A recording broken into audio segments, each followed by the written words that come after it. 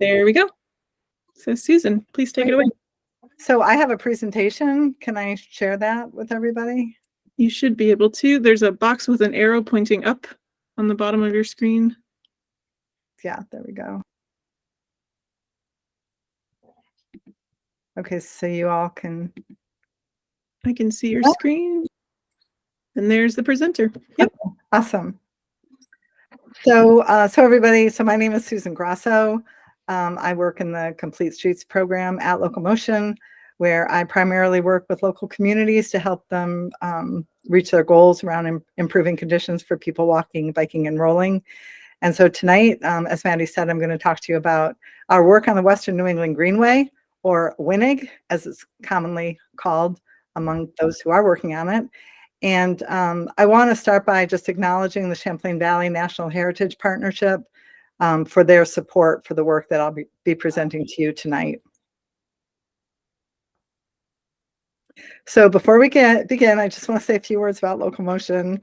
As I'm sure all of you know, we are Vermont's only statewide walking and biking advocacy organization, and our mission is to make it safe, accessible, and fun for everyone to bike, walk, and roll in Vermont. And we have a strategic plan, and the goals in our strategic plan clearly emphasize our commitment to developing walking, biking, and rolling infrastructure that supports both recreational activities and active transportation for daily use. And these are often facilities that are used for both purposes. So you'll see that our interest in the WNIG is to advance both of these priorities.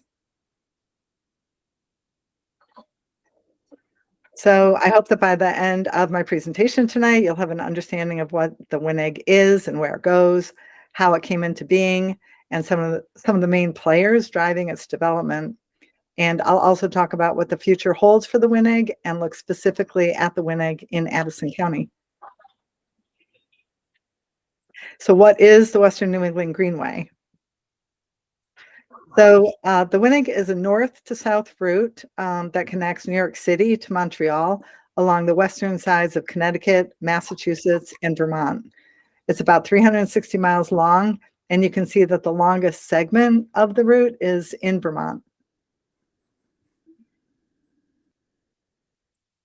The WNIG is Vermont's only north-south bicycle route, in contrast to the east-west LVRT, MVRT, and the Velomont trails that currently exist or are being developed.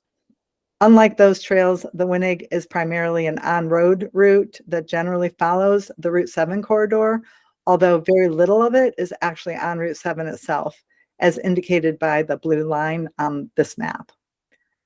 So the Vermont segment begins just south of Bennington, where it enters the state from the North Adams, Williamstown area in Massachusetts, and it exits Vermont in Alburgh.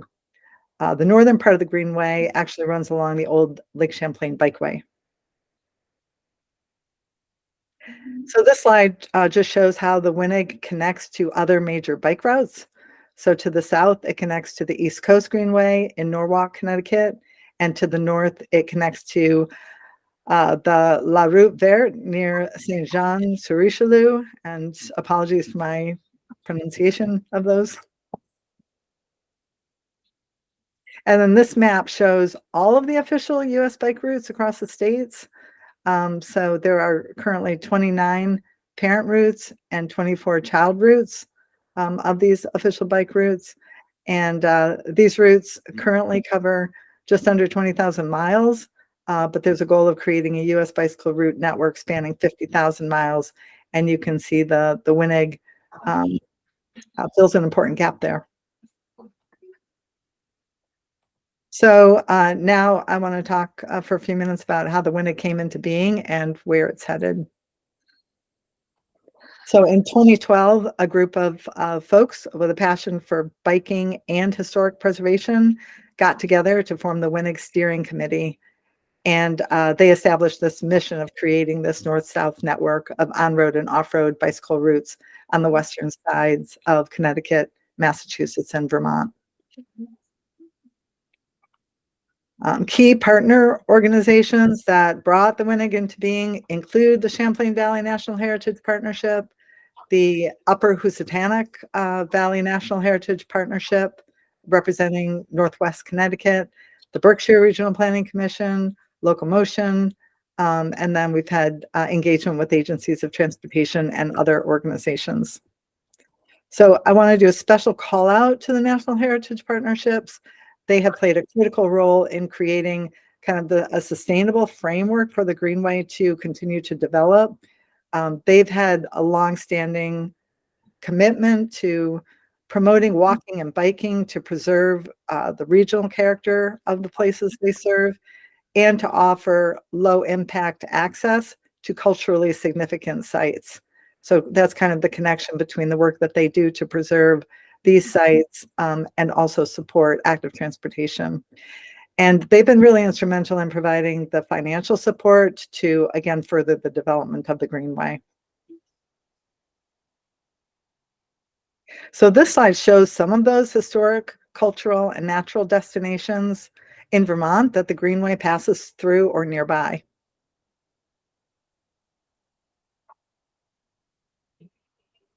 And then on this slide, it highlights some of those that are in Addison County, again, that can be accessed by the Greenway.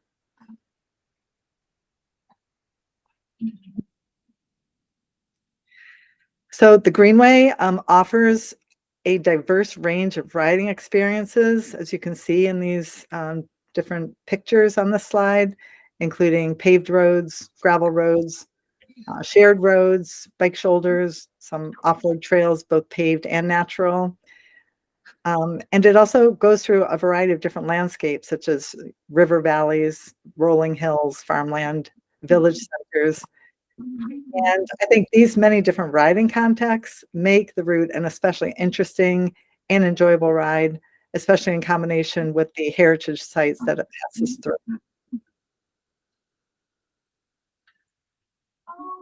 So this slide lists the completely off-road sections of the trail. There aren't that many.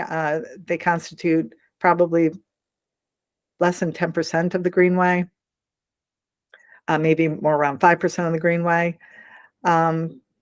So, we're really interested in identifying ways we can increase the amount of off-road shared use paths. In Bennington, there is currently an effort underway to connect Bennington to Williamstown, Massachusetts via an off-road path following an old trolley line.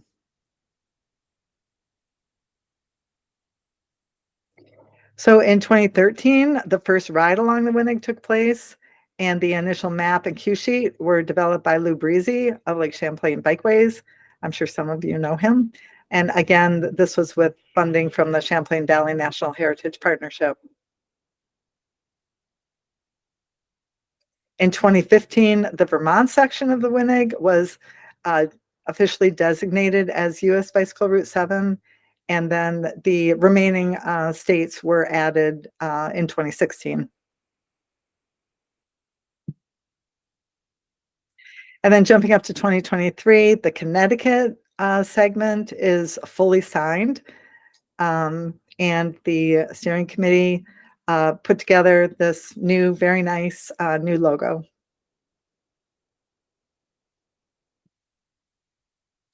And so now here we are today. The Winnig is kind of poised for its next iteration. And this year, Locomotion received a grant from the Champlain Valley National Heritage Partnership to undertake work with an ultimate goal of increasing ridership on the Winnig. So our efforts related to the Winnig are intended to ultimately strengthen local economies through bike tourism and to improve local active transportation networks in Winnig communities for residents and visitors of all ages and abilities. And we are working towards these goals by raising awareness of the Winnig and making connections with communities that are interested in leveraging the Winnig for their economic and local transportation benefits. So in these next few slides, I'm going to go into a little more detail into the how of Locomotion's work on the Winnig. So I'm going to talk about the work we're doing to raise awareness of the Winnig. So in addition to meetings with communities through which the Winnig passes, like I'm doing tonight, We've also created rack cards, which we're trying to distribute in places where residents and visitors to our region can find them. So this is a picture of our rack card, and I would love to work with you to identify locations where these rack cards could be placed in Addison County. And we also have physical maps of the entire WNIG that include cue sheets of turn-by-turn directions. Again, I'd love to learn about locations where these could be made available to residents and visitors in your area. Turn-by-turn directions can also be found on a Google map. And then Locomotion is also working to develop its own interactive map of the WNIG that can help people riding easily find easily find destinations of interest, including bicycle-friendly services, businesses, and accommodations. The steering committee is actually currently working on a bicycle-friendly business guide to help businesses think about what they can do to make their businesses more appealing and useful to people who are arriving into their community by bike. So that's something that will be coming out in the future. This slide shows a screenshot from an interactive map that Locomotion has already built to help support bike tourism on the Burlington Bike Path and the Island Line Trail. And so we're looking at building this map out to include the WNIG. And then, of course, we're also beginning to think about how to get the entire Greenway signed in Vermont, like they've already done in Connecticut. So official signage for the WNIG already exists, as shown in this image. And we may have some funding for signs, but this is something I'm really interested in hearing from you guys about whether you have ideas on how we can encourage the widespread adoption and installation of wayfinding signage throughout Addison County, or the WNIG communities, in Addison County. In Connecticut, communities were provided with signs at no cost, and then the towns individually undertook the responsibility of installing and maintaining them. So this could be one model, but I'm curious to know if you have other ideas. So the slide actually also lists all of the communities in Addison County through which the WNIG passes, and the asterisk indicates town centers that the WNIG passes through, or within easy biking distance too. So now I'm going to switch over and talk about the other set of tasks that Locomotion is working on. So we're exploring ways to enhance the WNIG to increase accessibility for a wider range of users, and make it more attractive for bicycle tourism and more practical for everyday commuting and purposeful riding.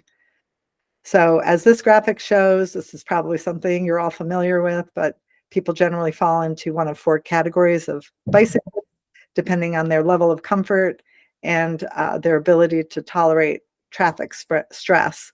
So basically, about a third of people are just not that interested in riding. That's represented in orange on this graphic. Another 10% or so are quite confident, skilled, enthusiastic about riding, and that's captured by the red and green portions on this image. But the opportunity for more widespread cycling really lies with the blue group. So between 50 to 60% of the population falls into an interested but concerned category of rider. And these are people who would ride more if they felt safe. And so these are people who really prefer separated infrastructure or well-protected bike facilities, well-protected from moving traffic. So long-distance bicycle routes like the WNIG typically are suited to riders who are over 16 years of age and have experience riding on roads. So riders that typically fall into that strong and fearless or enthusiastic and confident category. But Locomotion and the WNIG Steering Committee are really interested in working with local communities to make the WNIG infrastructure more inviting to more people interested in riding a bike. So basically reducing the stressfulness of the ride. So the way that we are approaching this is to analyze the route according to the level of traffic stress that it imposes on riders. And we can apply a level of traffic stress, or LTS rubric, that quantitatively assesses infrastructure to determine its stress level and the riders that are most likely to feel comfortable using it. So this rubric assigns a rating of 1 to 4 to reflect different traffic stress levels. So road segments that are rated an LTS 1 are generally suitable for anyone who can ride a bike. LTS 2 segments are typically accessible for most adults. And then LTS 3 and 4 segments are really those riding conditions that would appeal to the most experienced and confident cyclists. So the graphic on the right shows some preliminary results of this analysis through Addison County. And you'll likely immediately notice that there are other colors on the map than on the LTS rating scale. And I'm going to talk more about the map in just a minute. I first wanted to just show you this slide, which shows a portion of the rubric that we're using to calculate level of traffic stress, or LTS, for the WNIG. So in this example that I'm showing you here, this is a part of the rubric that shows the process for determining the LTS rating for people riding bikes in mixed traffic.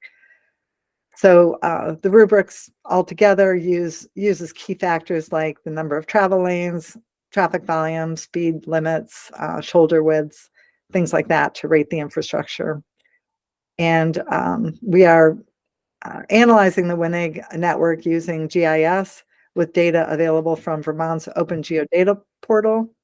Unfortunately, this data set is not fully complete, which explains those other colors that you saw on the LTS map. So we haven't been able to get ratings completely through the corridor yet, but we are working on that. So I thought I would go just through a couple of examples to give you an idea of how this analysis might be useful to local communities that are trying to improve their biking networks. But before I jump in, I just want to make it clear that these LTS results are still draft, and they might change as we finalize our work. So this example is in Vergennes, and in Vergennes, the WNIG takes one right into town, approaching the city from the west by way of 22A, and then onto West Street, then Canal Street, then Main Street, and then left onto McDonough Drive. And the preliminary analysis shows a lot of red and orange, which corresponds to those higher level of traffic stress ratings of 3 and 4. That is, again, infrastructure that's really most suitable for those more experienced and confident riders. And the green, again, on this map shows the WNIG route where we don't have enough data to do an LTS determination at this point in time. So we hope that this kind of information could help Vergennes think about investment priorities that can serve double duty to both make the Greenway more accessible for bike tourism and make local biking more accessible for daily living. And a map like this could also inspire the community to consider ways to attract tourists from the trail into commercial areas by creating safe and well-marked connections from the WNIG route, and also offering amenities such as bike charging stations and covered bike parking.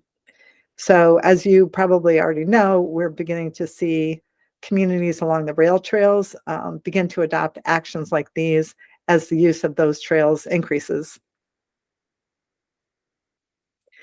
And then here's some results from Shoreham.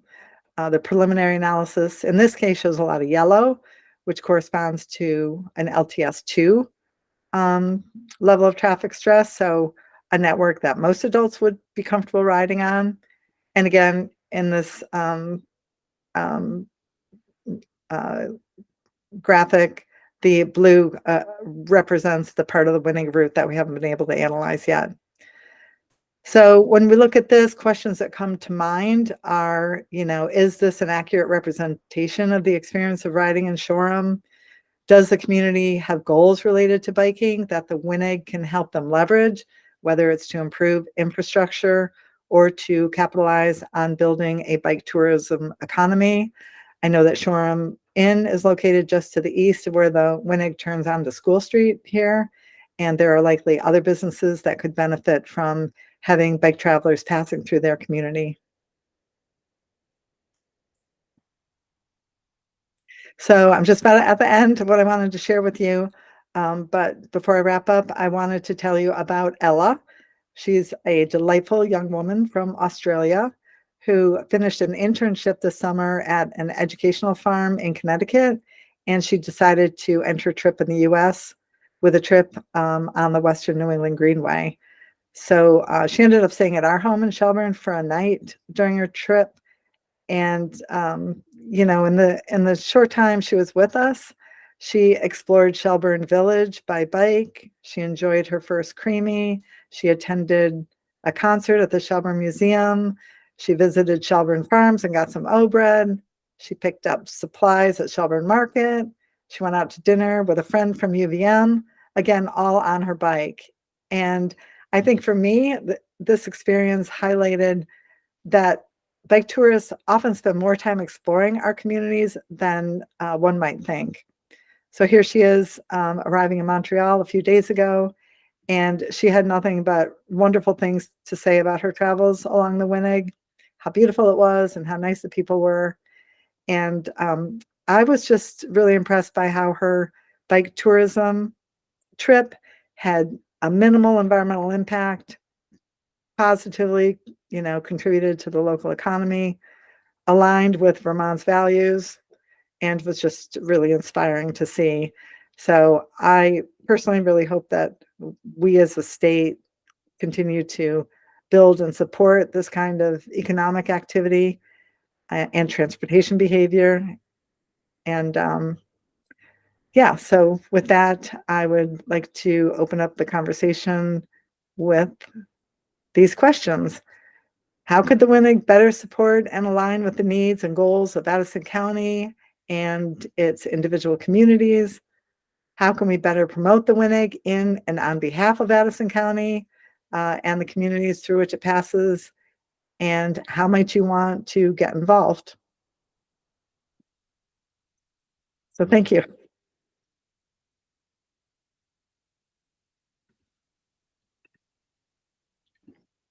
Thank you, Susan. Laura, go ahead. Oh my God, Susan, that was so impressive. You are amazing. Let me just, can you all hear me? Yep. Okay. I think that it would be great if you could bring those brochures to the Addison County Energy Fair, and from there we can distribute them in Addison County. And immediately I can think of places where they could go, and I'm sure others could too, like certainly our bike shops, the Amtrak stations, you know, in Virgins and Middlebury. And I mean, there's a kiosk at the Middlebury one where we place a lot of that kind of information. Although, you know, we're a little removed in Middlebury. So I'm curious, you know, like, and I think that had to do with Lou, like he selected a route parallel to Route 7, so it's not on Route 7. So a lot of people might be thinking, oh, this is right up and down Route 7. No, it's not. You know, it's running parallel to Route 7, so we have to educate on that. And I think it's just it's an interesting route, and your last story was very inspiring. So I think we can put it up on our website, you know, like the Walk Bike Council website. I'm not sure that we get a lot of traffic at our website. We have a Facebook page, and we can promote it at our Facebook page. And of course, we can promote it at the Addison County Energy Fair that's coming up in mid-September. So those are some immediate thoughts that I have about it. And I think it's interesting that it comes so close to Virgins, and we're going to be in Virgins, right, Tim? And maybe, yeah, and we have an info booth right on the green in Virgins.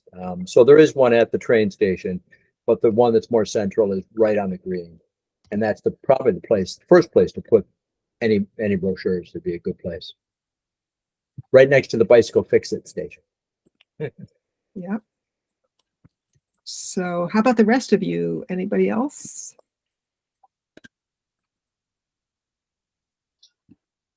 I'm just curious, does the route follow, do you know, the Lake Champlain's bikeway route at all? Yes, it does. Okay. I mean, I would think, you know, where the two would be together would make sense, you know, to not have separate routes, I guess. Yeah. So I'm just curious. Yeah. Yeah, so Sounds good. the Lake Champlain Bikeway, you know, the signs are still up there, right? I'm sure a lot of you have seen them, but the bikeway is really not being actively managed. I don't think it has been for the last several years. And so the WNIG does pretty much follow the bikeway, but I think it's going to be, I would envision that the current bikeway signs eventually over time will be replaced by the WNIG or official US Bike Route 7 signs, because it's really now part of this larger network. So I think that is the vision for the old Lake Champlain Bikeway. Is it only called Route 7? I'm sure they're not going to change this, but I have to say the Bike Route 7 is confusing for those of us who live in the area because we've got Route 7. Anyway. You know, and this is just a really good question in general in terms of signage, and I don't have a good answer for that. Will it be double labeled as US Bike Route 7 without official signage, but then also have the Western New England, you know, or signage? And we run into this a lot when I've been, you know, kind of following and trying to support the group down in Bennington working on the trolley path. And of course, they've got sections already, right, of local trails. And I think this is probably the situation in Addison County as well. And everybody wants to keep their local name, but you also want to make people aware of the fact that it's part of this larger system. So I think that's still a question that needs to be worked through. But definitely, you know, identifying it as US Bicycle Route 7, I think that is the plan. I think we should work in order to get this out. I think it would be really effective and important to have at least for Addison County, to get a good article into the Addison Independent about all of these groups that are kind of, you know, doing the same thing and overlapping somewhat. So, I mean, just most of these towns are going to have multiple routes, maybe, you know, Middlebury and Virgins anyway. And that's, everybody needs to know that, not just the bikers. And it's really valuable for the municipalities to know all about this, and the people that can make the changes and help make the route better. Yeah, so along those lines, do you have suggestions or, you know, those communities? Do you think some of those might be more interested in being approached and being given this information than others? Do you have thoughts about how we might proceed with making those local communities aware of this?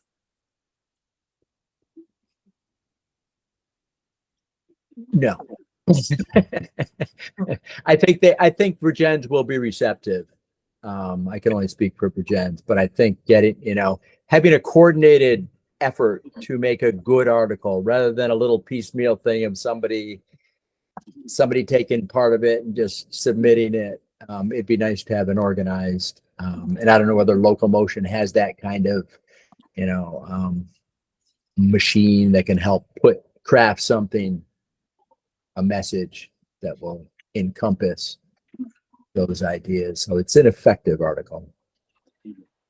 Yeah, I think Locomotion would be interested and have the capacity to work on that. I would love to obviously work with somebody to make sure that we're hitting the points that you think are really most important.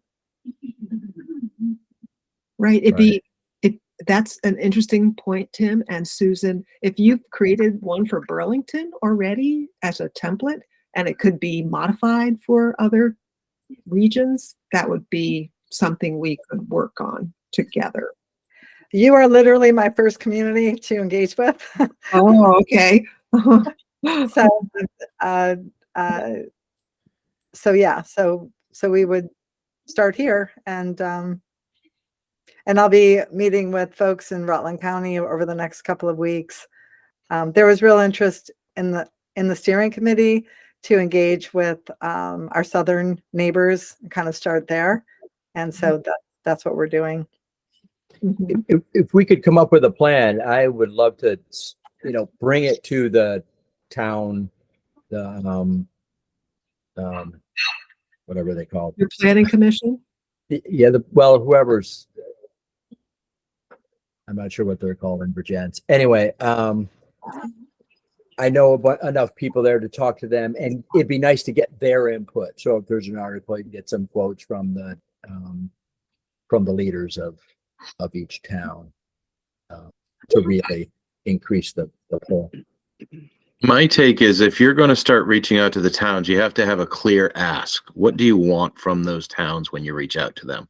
Because right now I'm not really sure what it is. If you're looking for, did we choose the right route, or can you fill in these data gaps? That's a clear ask. That's something they can do. If you're looking for, can we put up signs along this route? That's a clear ask. But I think you either need a local champion like the Shoreham Inn to say, hey, we want to draw these bikers here. Here's a tool for us to do it, so that that local person is giving you a reason to be there. Or you need I think you need a reason to be there other than just getting the information out there, because any forum that you have in the towns to just get the information out there aren't going to be the users necessarily. Your users are going to be a very specialized group. Mm-hmm.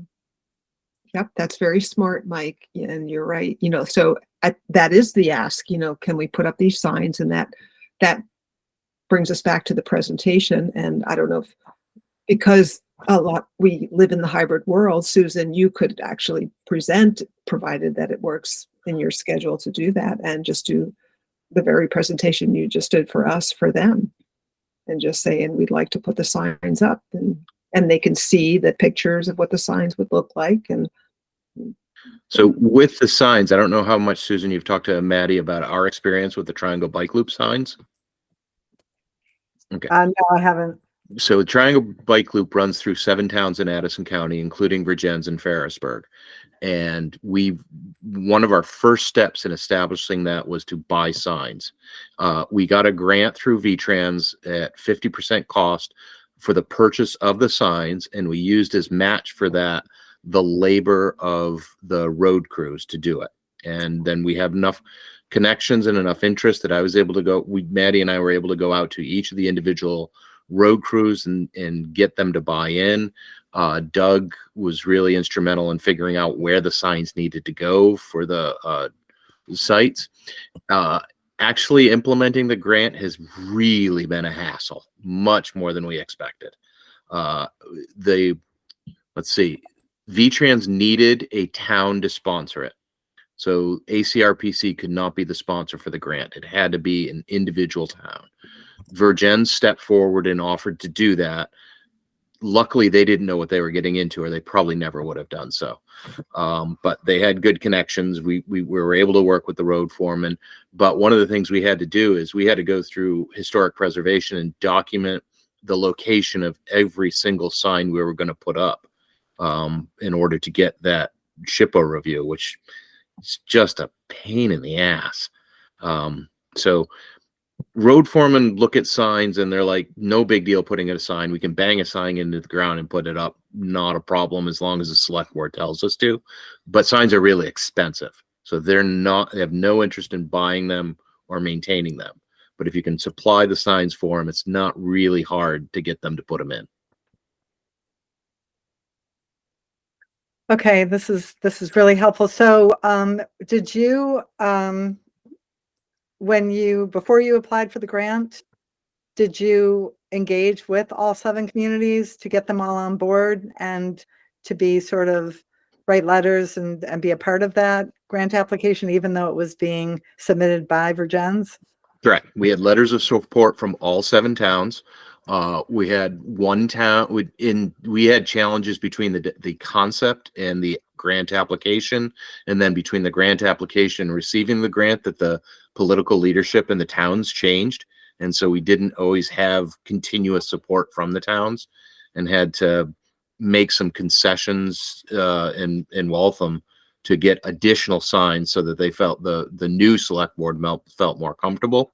We really struggled with Middlebury, trying to get the route to go through Middlebury, that eventually we got them to say, okay, you can go around the border to get, to just touch Middlebury, but we don't want any signs leading us to the downtown, that they just weren't ready to do that yet. So yes, we did, but we did get letters of support from every single town. And despite that, every time we went back to the town, we had to remind them what we were talking about, because they didn't remember. Okay. Okay. I think that, sorry, go ahead. Sorry, I was just going to say, I could almost imagine if you were going to do this as a statewide effort, sitting down and going through the process that we've gone through with the Triangle Bike Loop signs to fund this process. And I'm happy to sit down with you and explain what you should anticipate if you want to do it. But I can't recommend it as a first choice as a way to fund these signs. I think there has to be a better solution. So My feeling is the signs don't matter. There's so many signs out there. The Triangle Loop signs are fantastic. I've really I think they're helpful. It's a smaller thing. This is a huge thing. And I think in this day and age, that having the brochures, having the links, the QR codes, ways to get online to see what's there. This is a serious route. This is it's going to be used by local people too, and families on visiting tourists. But this is a route that a lot of hardcore bikers, people that are psyched to be out there for a few days, even if it's in or camping or whatever. But I also see the towns, there's no ask. This is an offering. This is an economic opportunity for them. And that the Virgins partnership is already psyched about biking. I've been interacting with them about their Fix-It station lately. And it was broken for a bit. I helped get it fixed, and they really felt this thing needs to be working, because there's bikers coming through all the time, and just making sure they know about it so the Virgins partnership can list it on their offerings for people coming to the area. It's just one more thing, and those are the kind of things they want. Yeah, and I think, yeah, go ahead. And it's it's important to me to make sure, obviously for the reasons you just talked about, but also as communities continue to plan to invest in their networks, to really be aware that this is something going through their communities, can help them with their prioritization decisions and their choice of design. So I'm hoping that eventually those can be parts of the conversations that communities that really want to see this thing succeed are thinking about. Yeah. It seems to me like our council here could, thinking back to the interactive map that you showed that had kind of the Burlington thing, it seems like that's something that this council could work on for our area. Things like the Shoreham Inn or the Fix-It station in Virgins that may be kind of nearby.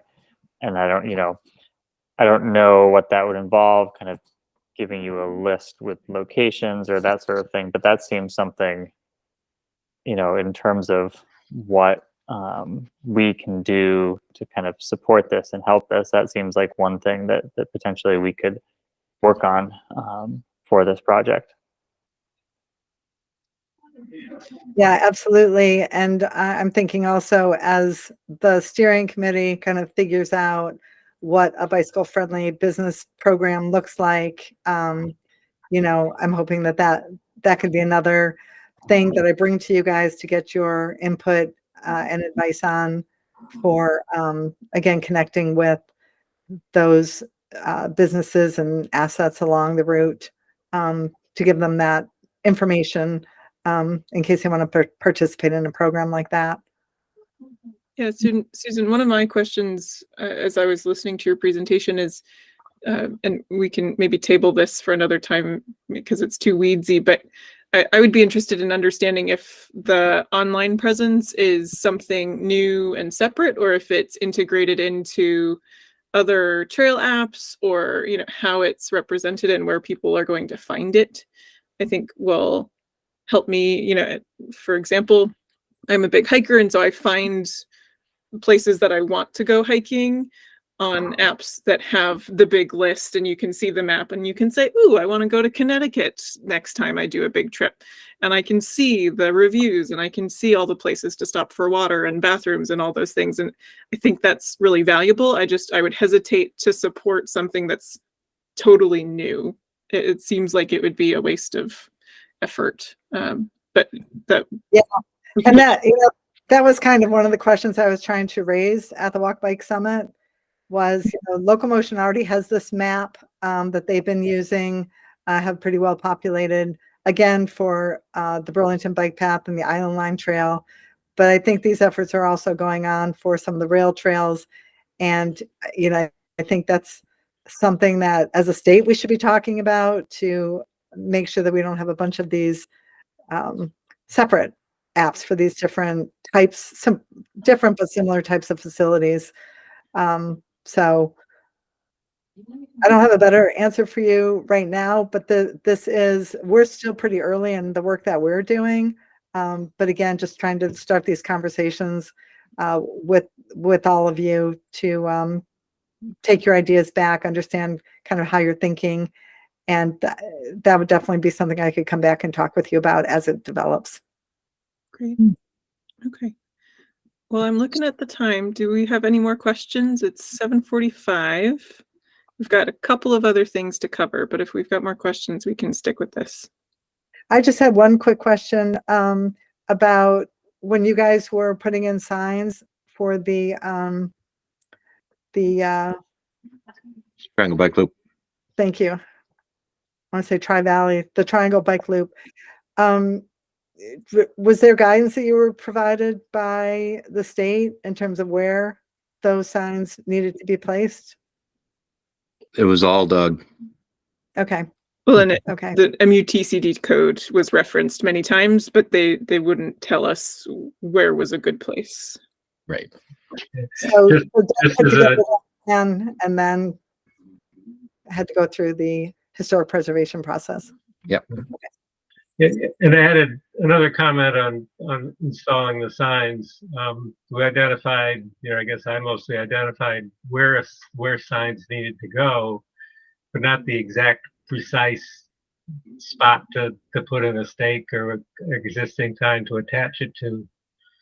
As it turns out, New Haven, which probably has an awful lot of the Triangle Bike Loop in it, probably more than any other town by far.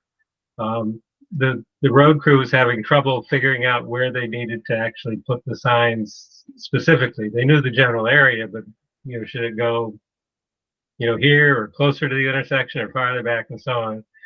So I volunteered to go out with them and install the signs, point out where they should go.